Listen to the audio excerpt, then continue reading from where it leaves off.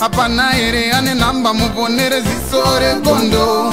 Apana ere ane namba muponere zisore gondo. Pane masele bagabuda offside nezuro.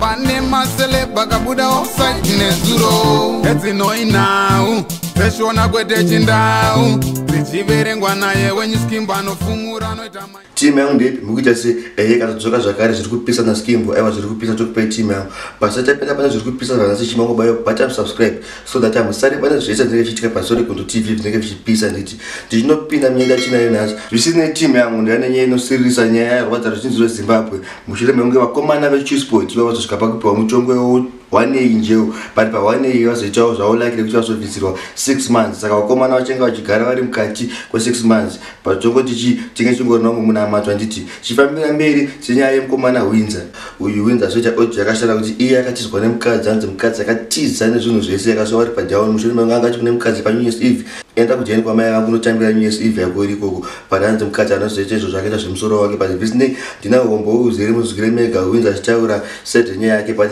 panyaya iyi tupedza kubata mukadzi waWindsor but tambata iye atachatibata chem tenta kukubvisa kuti iye ari kuti chipo kuti iye ari kuramba zvekutorwa nemukomana but zvinoto zvekutorwa nemukomana then pachikamushinotira tenta kutorwa nemukadzi waWindsor akutitaurira kuti zvakafamba sei zvinzi kuremeka muona kuti munhu akatobuda padheni pamusi wa31 maizia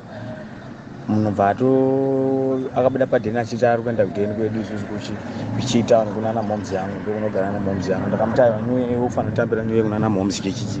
bvatogedza bvatatomba mari kutobuda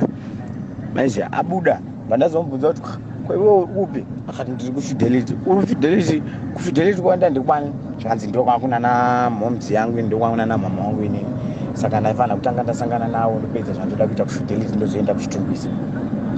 bakati asi kubuda kwakaita panapa wakabuda panapa kuchiti uri kuenda kupi uri kuenda kwana momzi yangu ine zvakundudza kuti uri kufidelity zvazvemusoro wako nezvibwe zvako batanga kutondipindura rafu achindipindura rafu abva atanga kutotaura zvaanoda chichi ezuro ndinozoita zvekutofonerwa nalandlord wangu kuti iwe mukadzi wako atoya panapa akatora zvinhu tatomona kutovhara boneti remotikari atora zvinhu zvese waizha uya utarise mumba kuti hapana chimwe chakanganzwa rineni ndokutora zvinhu wakaita nekuenda kwakaita aizha Apana ere ane namba muponere zisore gondo. Apana ere ane namba muponere zisore gondo. Pane masele bagabuda offside nezuro.